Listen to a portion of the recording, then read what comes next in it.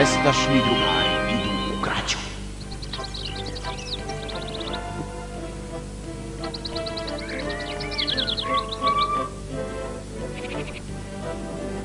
Kakvo je to leto bilo? Alđi, njegov najbolji drugar Kole i Alđijev pas Smrda trebalo je da provedu 6 nedelja u Kentu.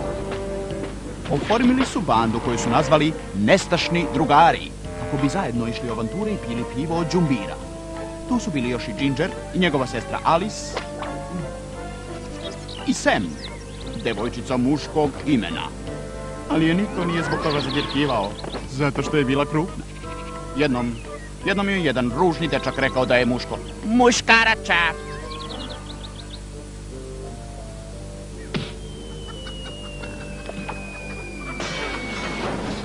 Sam mu je raskrvarila nos i on je suzama nakvasio svoje prljavo lice. Jednog dana, nestašni drugari su na biciklima krenuli u avanturu. Sa drugarima nestašnim duže nećeš biti ti. Plutuješ sa vetrom kosina iza što avanturu nosi.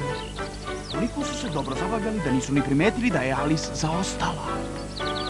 Drugari, čekajte me, ne mogu da vas stignem. Za Boga, gdje je moja sestrica? Rekao je Ginger. Nadam se da nije pala sa tricikla i slomila vrat. Trebalo bi da stanemo, rekla je Sam koja je bila i najrazumnija.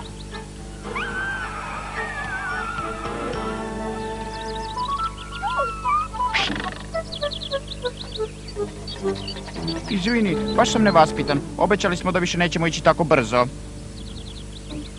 Nema veze, braco. Samo se Meda malo uplašio. Zatim su svi počeli da se smeju. I sve je ponovo bilo u redu. Vozili su preko proplanka kroz šume, sve do potoka koji je prolazio kroz voćnjak. Sunce je đavolski upeklo, pa su sišli sa bicikla i otvorili hranu koju su poneli.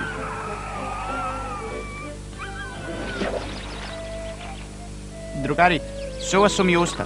Da popijemo pivo od džumbira.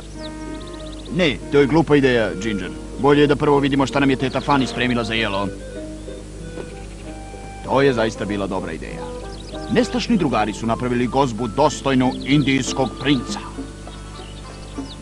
Sendviči sa sardinom, sreli paradajz, domaći kolači sa prelivom i mesna konzerva.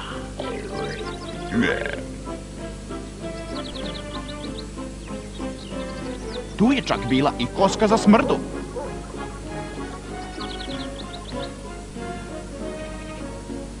Dva minuta kasnije, tako su se lepo najeli da su svi zaspali u toploj travi. Kakav je to život bio.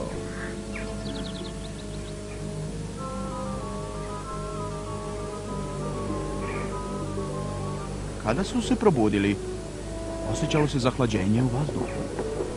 Možda bi uskoro trebalo da krenemo kući. Ali avantura još nije počela. Šta bismo mogli da radimo još? Da odemo na pecanje. Ja imam najlon u džepu. Ali od čega da napravimo uticu? Možemo Medi da iščupamo oko i da iskrivimo pribadaču. O, Alice, izvini, baš sam zao. Prvo sam zaboravio koliko voliš svog Medu. Ti odaberi šta ćemo da radimo, ti odaberi, Alice. Dobro. Ja hoću jednu veliku jabuku. Da, kakva sjajna ideja.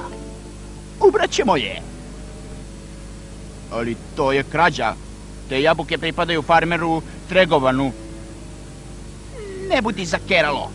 Ubraćemo samo nekoliko jabuka. Ma daj, ma on neće ni primetiti. Dogovoreno. Braćemo jabuke. Onda su svi u glas povikali. Ura! Ura!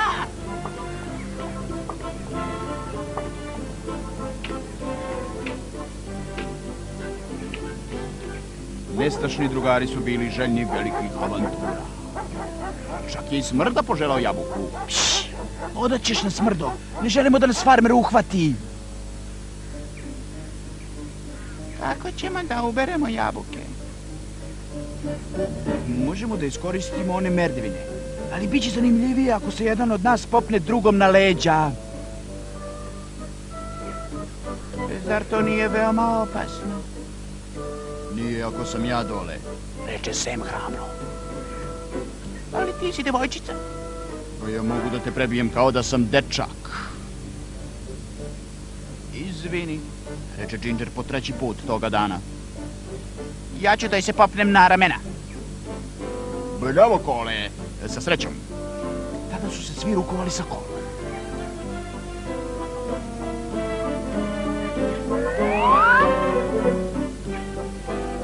Sve je išlo po planu.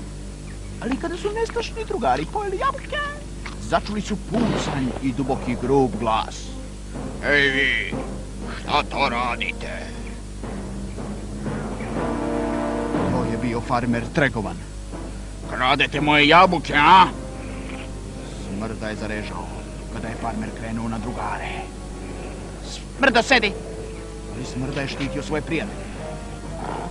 Htio je da skoči farmeru za vrat. Smrdo! Ali bilo je prekasno.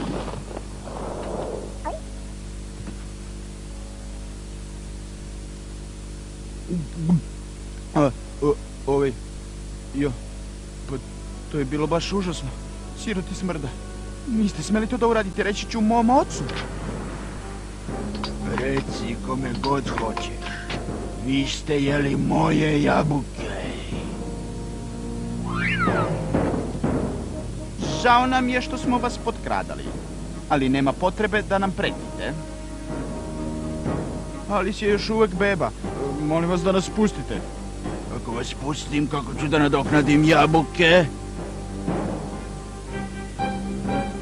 Možete da nam lupite ćušku pa da zaboravimo na sve.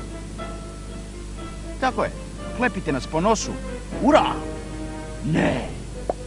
Da bih napravio jabukovaču, trebaju mi sve jabuke. Pojeli smo ih. Onda ću morati da ih iscedim iz vas, zar ne? Tada je insekticid kojim je farmer prskao jabuke izazvao efekat. Kakav je to grozan čovek bio.